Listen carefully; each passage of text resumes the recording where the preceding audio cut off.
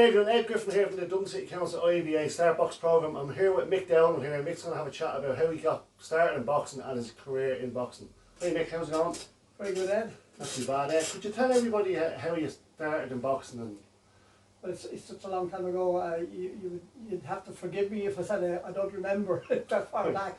But yeah, I was at home in Castlecomer, in Kilkenny. Young lad, about 9-10 years old. My brother was very into boxing, and into all sorts of power stuff and strength stuff and so on. And he started me boxing there with a little club started in the town of Castlecomer. And that's where Mick Dowling put on his first pair of gloves. Do you remember your first fight? Not even on the card. Do you remember your first? One of my early fights, and my brother was just reminding me of it there the other day. I boxed in Portlaoise. Over in Portlaoise, and of course I boxed in the town hall then in Castlecomer when it was only, would you believe it, would have been under 4 stone, and if you put that in kilos, that was about 21 kilos or something. It's ridiculous, you know.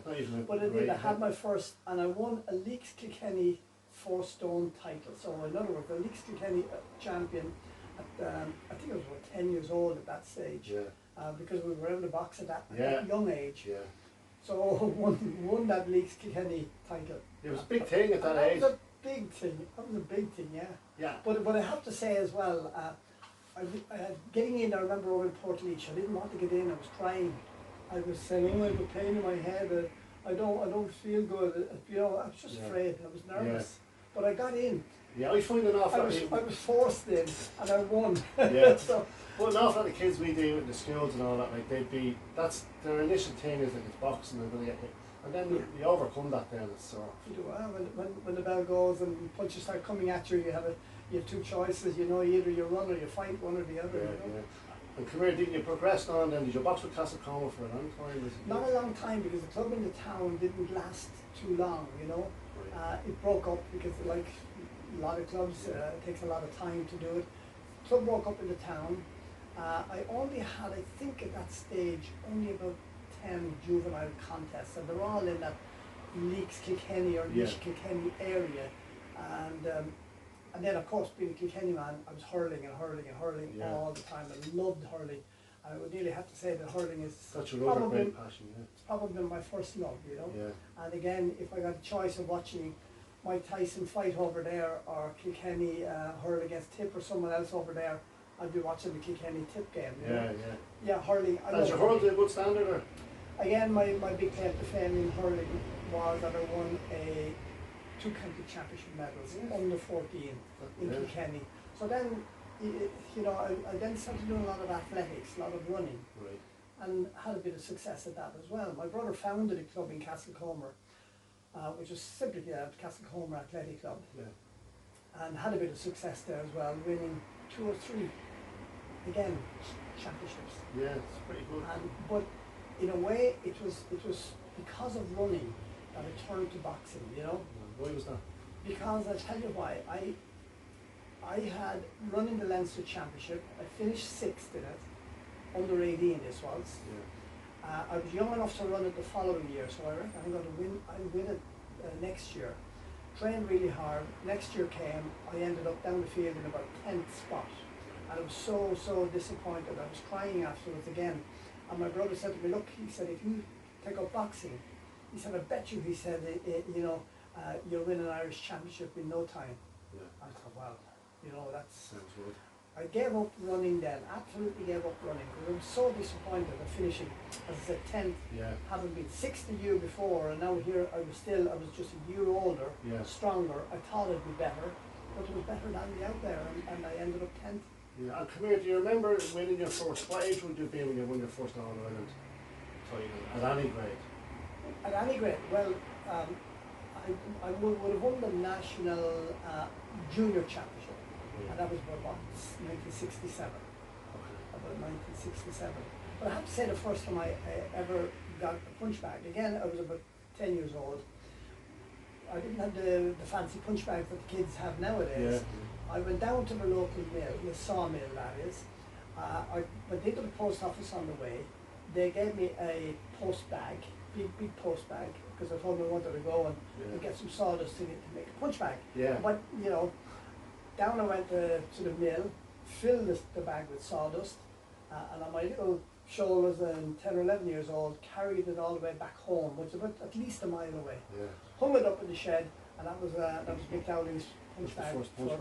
First punch bag for a long time, filled with sawdust. Yeah. It was a great little punch bag, yeah. Yeah, it lasted well. Lasted for a while, that was it, that was the start. That's done it. So come here, you won the junior championship, and then in 19, you won, I think you won the seniors that year as well, did you?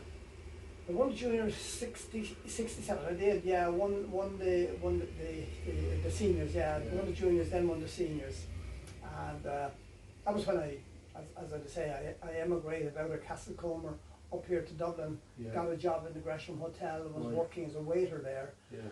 and I started making progress.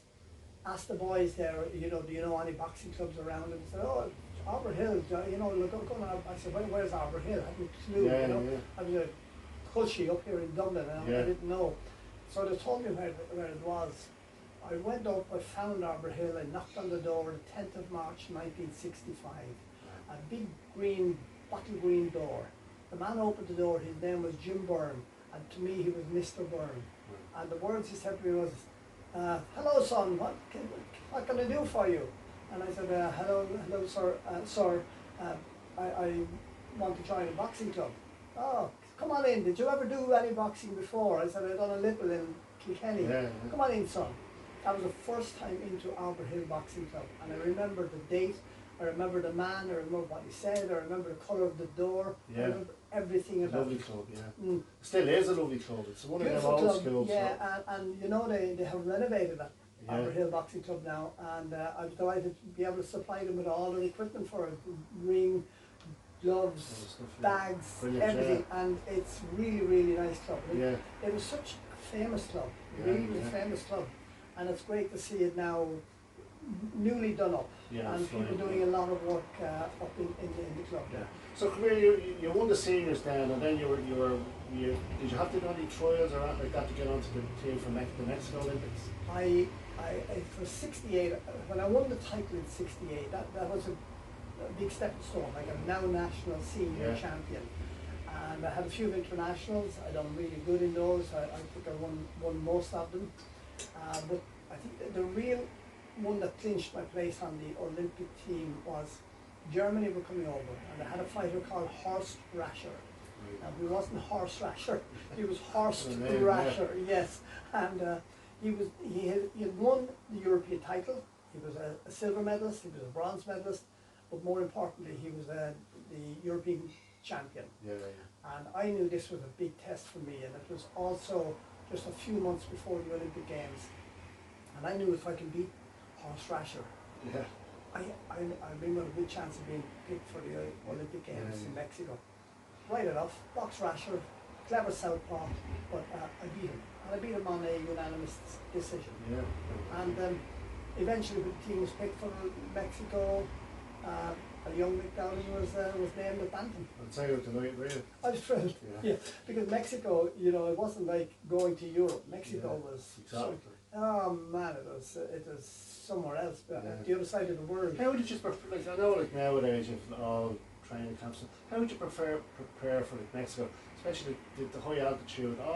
Did that play into it then? It definitely did. It was a problem for all of us, certainly going from here, and we didn't have time to adjust to altitude, I have a son that now is a cyclist, and he will sleep all of the time in an oxygen tent. That's what he sleeps in, an oxygen tent. In our day, it was never even heard of, So therefore we went down to Mexico, and it was a little bit difficult, the breathing. You'd find you run out of breath very, very quick. But again, all the training was what we done ourselves. There was little or no it was a bit little what you trained yourself.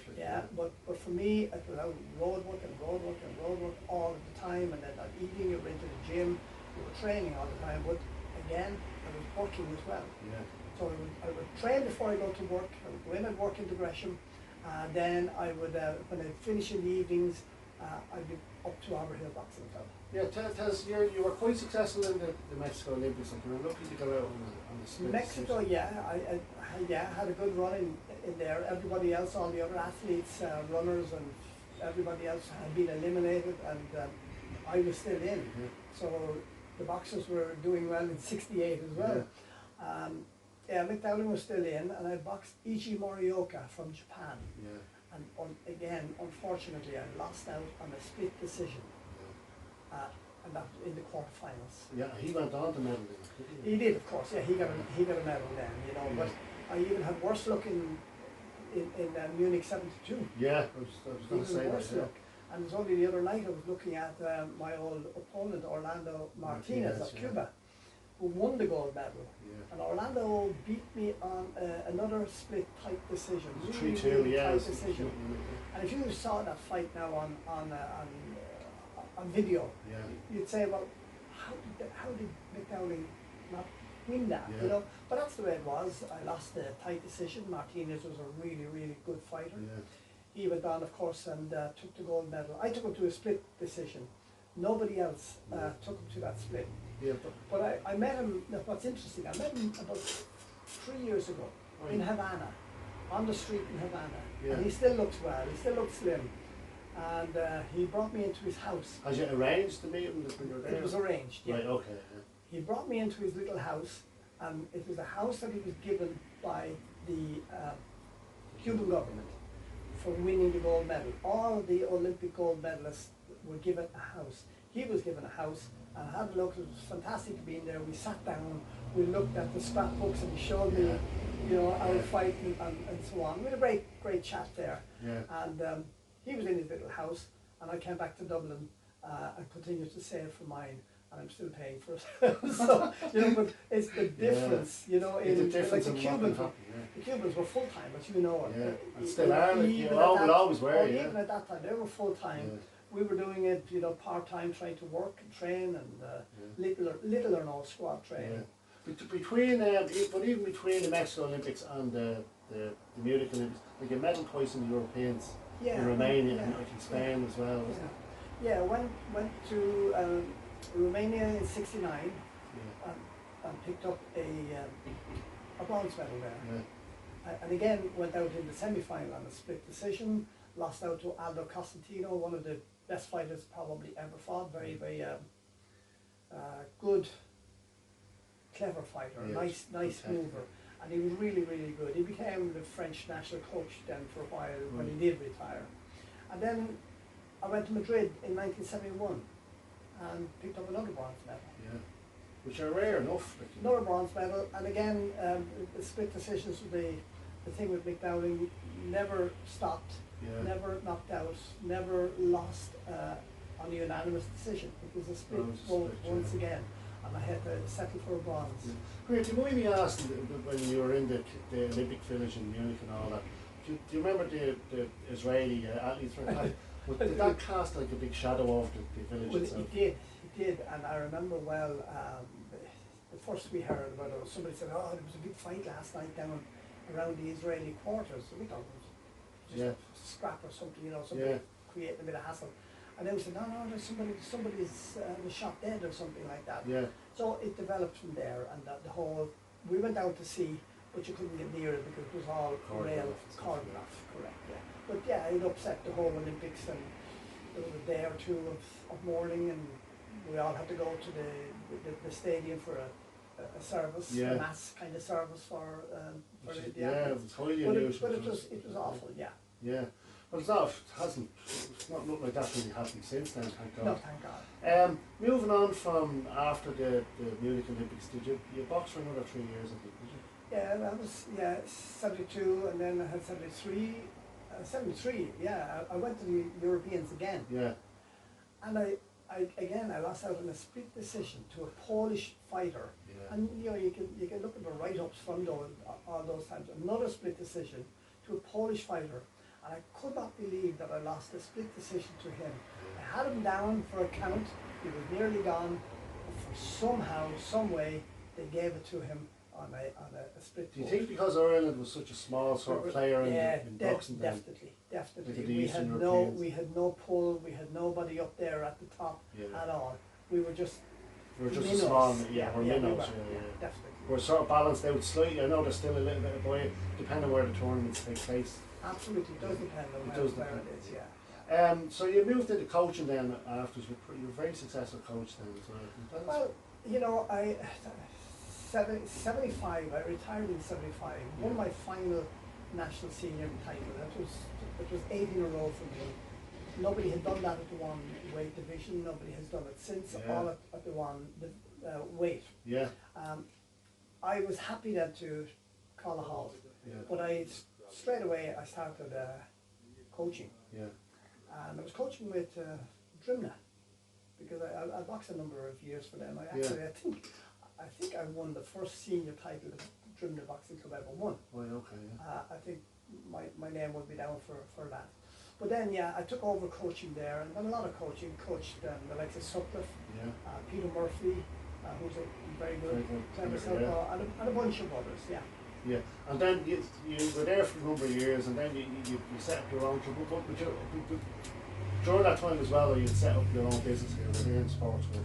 I did, yeah. I had been working in the Gresham, got a job then with a company in Carlow called as a sales rep. And the company was something an American company, Zero Ireland Limited it was called. Selling refrigerated milk tanks to farmers was totally new to me. Yeah. But when I totally finished there, I just concentrated there on the boxing coaching. Yeah. But when did your business start up as such? The business, when I was working as a sales rep, I thought, well, look, I haven't gone pro. I had all the offers to turn professional, both in the UK and in America. Yeah. I had pro managers in my place of work in the Gresham Hotel came into me. I had them at my house. I had all the offers, but I didn't go, Ed, simply because, yes, my style was very much suited to pro boxing. Yeah. Anybody that's ever seen my fights would all tell you action. that. And I could hit. Yeah. So there would have been excitement when Dowling was fighting, you know. And but I didn't want to go to live in England, in London. I did not want to go and live in New York either. Yeah. I love being at home. Yeah. I had a good job, so I wasn't stuck for money. Yes, you were happy So enough. I was happy. Did you ever regret that in the future, later years? Sorry. When you see guys maybe that you've boxed and you know they've moved on to. I moved on and done really well. Yeah. You can get it today, guys that are just not great fighters, but have gone on to do well. To do well. Yeah. How would I manage? Do I regret it? I suppose I'd love to know how a pro career would have turned out for me, but it would have meant living abroad. I wouldn't have liked that.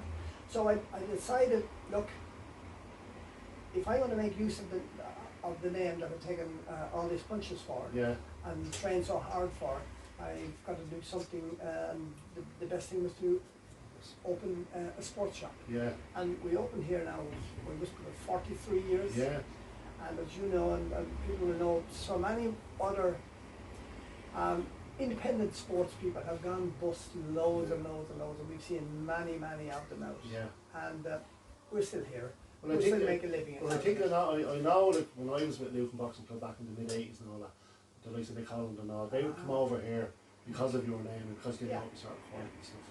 Yeah, well, everybody knows, if you want boxing equipment, quality boxing equipment, if you want a bit of help, a bit of advice, a bit of friendly banter and chat, go over to Dowling's. We have all the stuff. We have our own. We done our own Box Pro brand, and that goes really good. But on top of that, we carry the other brands as well. We obviously carry on the Adidas, as you would see there.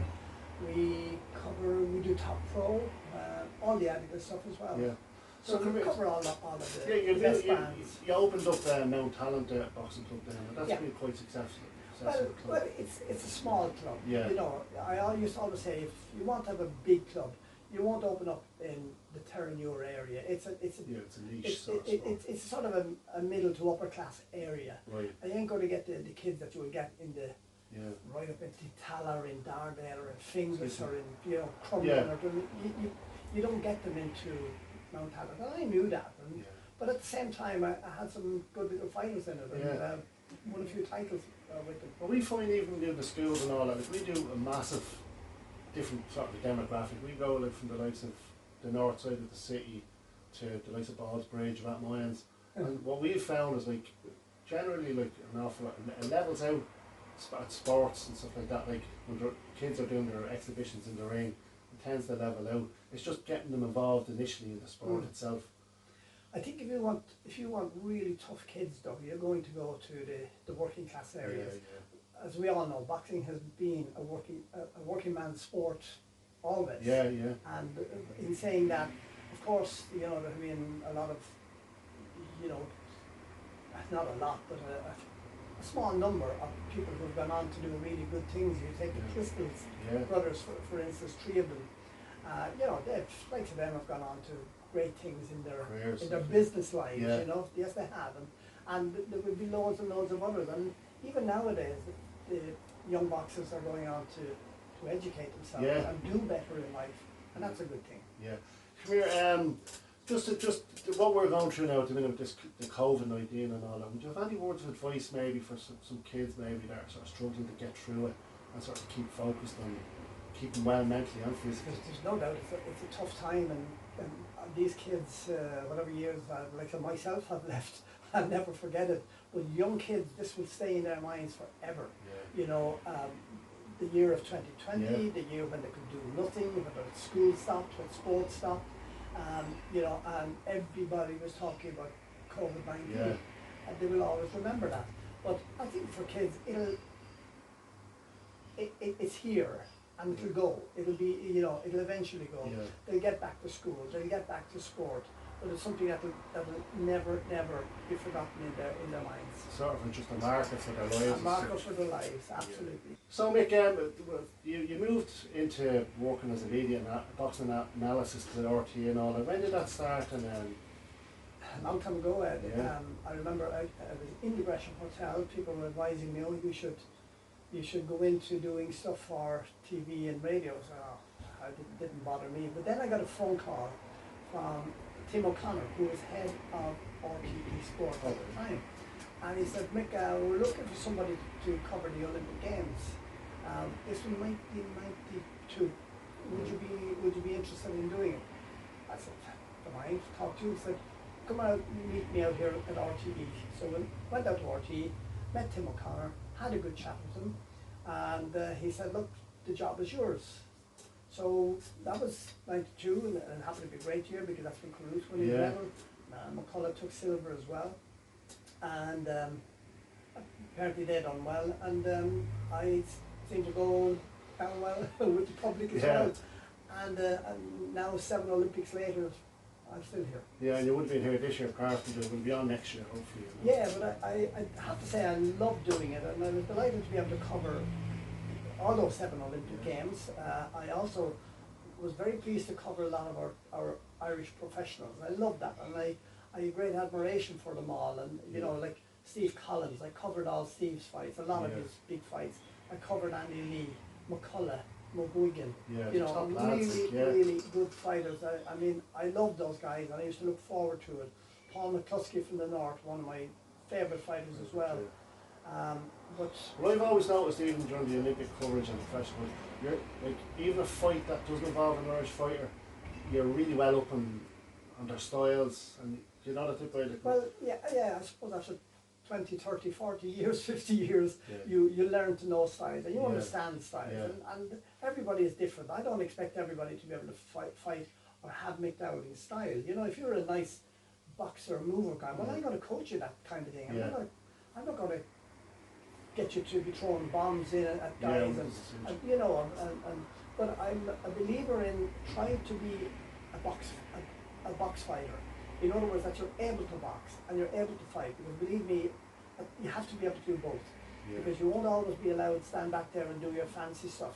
You have to be able to fight as well. Adapt, I suppose. Yeah, and you know, you look at, as I said, our Irish fighters were all able to do that. Collins, I suppose Stephen would be regarded as more of a fighter, but he could do a bit of boxing too. Andy Lee, really good. I loved Andy Lee, good southpaw as well. Fantastic amateur as well. Great amateur, and the thing about it is nice guys as well. All these guys, you know, decent guys who've done well for themselves, and I'm delighted that they've done so good. I was in particular delighted to cover their big fights. it was an honour for me to be covering their big fights, yeah. Yeah. And tell us this, how do you see, we know with the COVID, the Tokyo's has been cancelled, hopefully till next year. How do you see the Irish boxers playing out there? Do you think we'll do well, or what do you think about what happens? Look, we have a lot of good young fighters coming along. What Yeah. I love to see is, I love to see the former fighters looking after clubs, and there are a lot of good Yeah. kids out there, really are.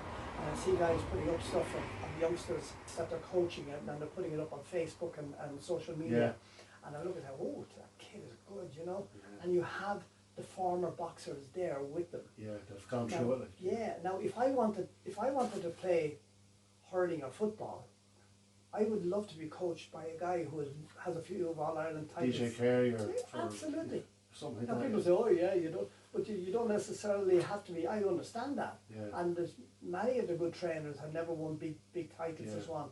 But for me, give me someone like Henry Sheffield or DJ Carey to show me how to hurl. And then it's you're gonna want it more nearly. Ah, yeah, you've seen it. You know what it's like. You know what it's like to take a punch on the nose and like that. Yeah. You know what it's like to be sickened with a body shot Yeah, or they know it. or a left hook or a right cross over the top of something. You know it. Yeah, you know it. You know what it's like to win. You know what it's like to lose. You know what it's like to be getting up early in the morning and How's getting it- out and doing your road work. Or even to console a boxer maybe that's lost Absolutely. in the final or even the first fight in the community. But then, you know, if you asked me, was I like to pass on any advice? Yeah, The advice I would give is you have to, boxing in particular, you've got to give it absolutely everything. You've got to get your road work done in the mornings, no excuses. If you're into work, so what? You're into work. yeah, But lots of our top fighters nowadays are not. They're looked after. yeah. They have their grants and so on, and they're not working. But even if you are, it's about absolutely being so fit. And I used to turn around in the ring and knowing that all my opponents that I fought, both internationally and at home here, I would always know that I can't lose here tonight unless something drastic goes wrong. Yeah. Because I am so fit, I have trained so hard, and I have listened so well to my coaches. And my brother was my main coach, my brother Joe, and he was good. And I've listened so much to the coach. I've done all of the training. I've never slackened off. Yeah, so at least, it's something extraordinary. I knew that it was going to take somebody very extraordinary and good to beat me. And the thing about it is that here, certainly in Ireland, and even it went beyond Ireland as well, people knew that you won't beat Dowling unless you were very, very, very fit. Because in the third round, he will be coming on like a train. Yes, still going, very, very fit. So that's my advice to any young Boxer, aspiring young boxer. Get into tip-top shape. 100%. Because if your legs start to go in halfway through round 2 or 3, you're in trouble. Yeah. Well, come here. Nick, that's great. Really appreciate that interview. Pleasure. Thanks very much. Great. And we'll see you next week, guys, for another interview. Thanks very much.